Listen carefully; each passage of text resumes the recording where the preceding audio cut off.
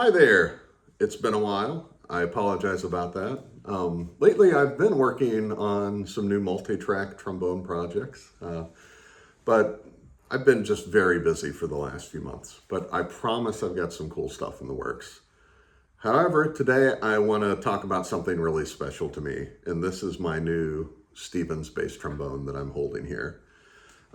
This horn's built by Steve Shires, the legendary brass maker, trombone maker.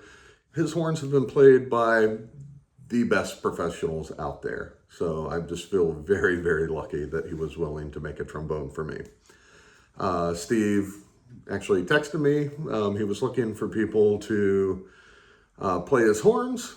I initially said no, just because I was really happy with the trombone I had. So eventually, curiosity got the best of me, and I wound up deciding to go forward with one of his horns. And it's been a great opportunity to kind of rethink what I want in a trombone, especially being a little longer in the tooth. I'm in my early 40s now.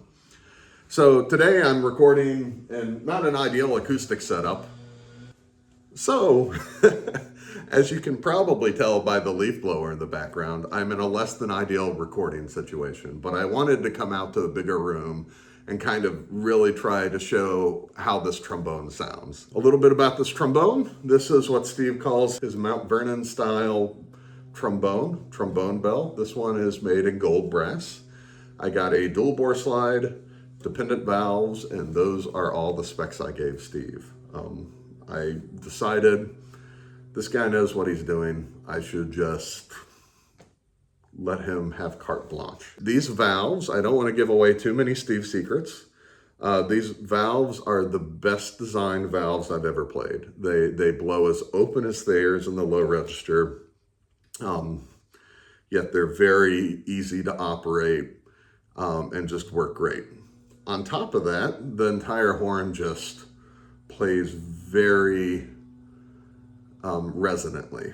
It's a little bit of a lighter trombone. I would say it's more reminiscent of like the pre-90s bass trombones before everything started getting heavier, bigger, louder, and it's still pretty heavy, big, and loud. But Steve has done some very, very clever things with this trombone. I can't talk about them all, or I don't want to talk about them all and spoil them, because I really feel like he should probably take out some sort of copyright on the ideas. But these nice little spots that he has figured out, where if you add a little bit of weight in a critical spot, it makes an incredible difference in terms of how the sound projects. With that, I'm going to play a little bit. Been talking too long anyway.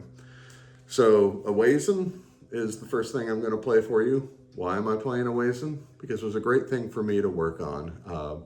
There's so many perfect intervals. It's so transparent harmonically that you can really start to hear the intonation, which is a great thing to do when you get a new horn. It also shows off a beautiful sound. So let me wait for this leaf blower to stop blowing, and then I'll play a little bit of a Waizen.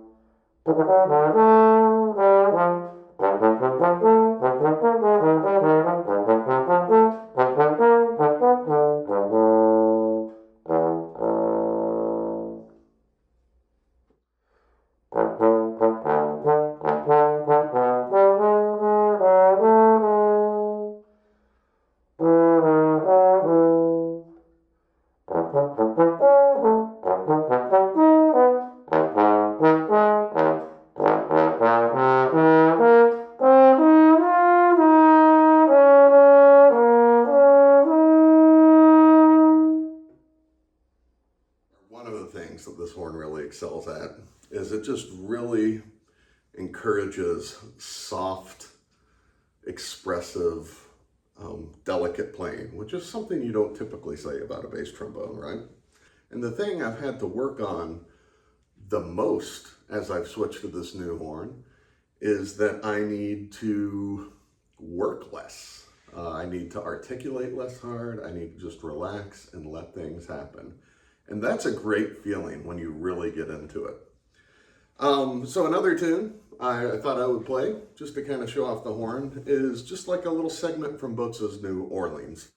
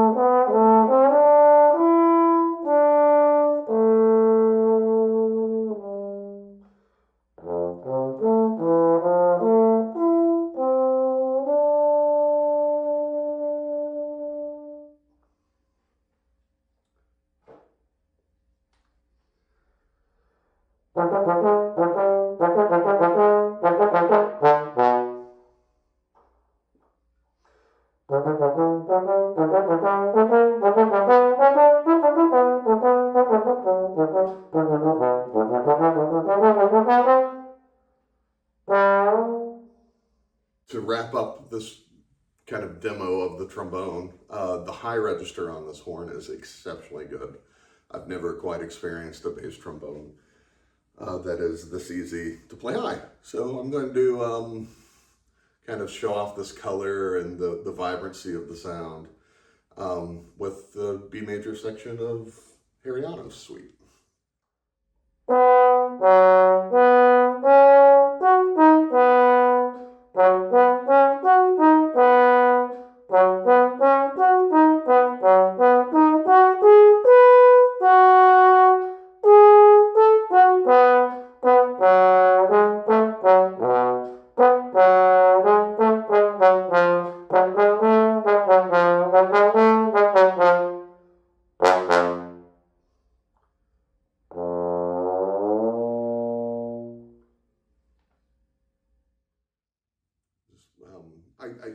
I don't think I've owned a bass trombone before where I'm like, oh, I have no question on my mind whether or not that high B is going to come out. So the horn resonates so beautifully as I've been trying to work on intonation and get everything lined up.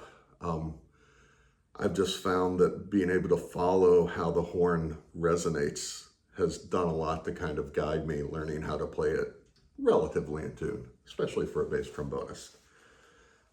So I want to end with maybe some downsides or caveats. Probably caveats is a better word for it, because I just really recommend this trombone with no hesitancy. But first off, this is going to be a little bit more on the expensive side for a bass trombone.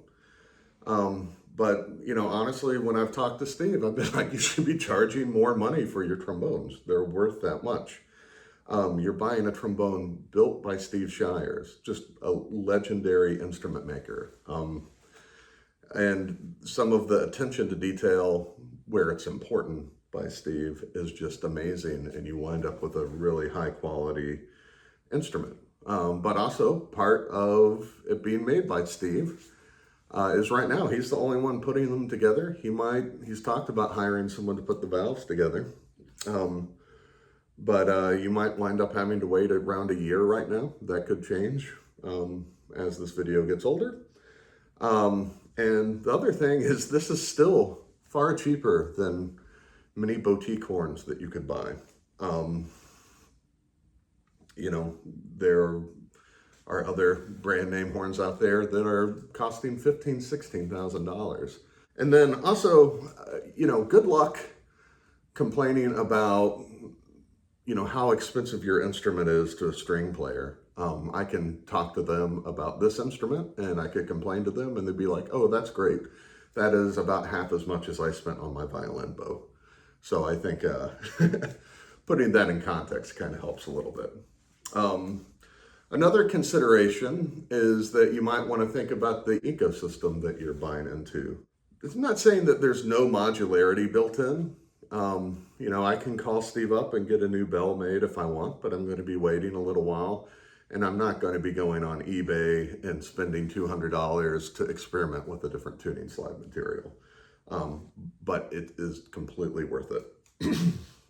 And I mentioned earlier that switching equipment in general, like I've been in the Shires ecosystem for a long time, and would just buy like a new hand slide. I would buy a new set of valves. I'd buy a new lead pipe, all that stuff. It was a complete shock to completely change horns and kind of unnerving. But in hindsight, I'm really glad I did. So just in summary, I think this horn is just, in my mind, a great callback to the beauty of instruments made in the past. It's not super heavy. It's light, responsive, musical, but with a bunch of modern touches. So that's it. This has been probably 35 minutes of me playing and talking solid. I'm sure I'll cut it down as short as possible, ideally 10 minutes, maybe 15. But that's my take on this wonderful horn. It's dependent valves, everything. It's been interesting to talk about the trombone instead of playing it. You know, the channel is called Chuck Plays the Trombone, not Chuck Talks About the Trombone. So I don't want to drift too far about that and start doing a bunch of videos where I just talk about playing the trombone, but I've enjoyed this. On a personal note, I just want to say that this channel is a great outlet for me. I haven't had the time to do videos lately. I'm still going to keep doing them. But I also know that this channel will never be a huge thing. It's partly because I just simply ignore all of YouTube's like statistics and suggestions and their desire to make me put out a video every week. I'm just not interested in that. Part of what I think holds my channel back is that right now we live in a world filled with AI slop, and a lot of YouTube's bandwidth is just sucked up in AI slop videos. That's fine with me, because I do this because it's a great outlet for me. I do it because I play the trombone to express myself, and I do it to kind of fill a void that I lose as someone who winds up playing trombone and doing other things for money. And it becomes like this great enriching part of my day-to-day life. So I really appreciate your support. Please subscribe if you'd like to hear more. Comment below. I guess the algorithm likes that. I'm supposed to say that more. And I'll see you next time. Thank you.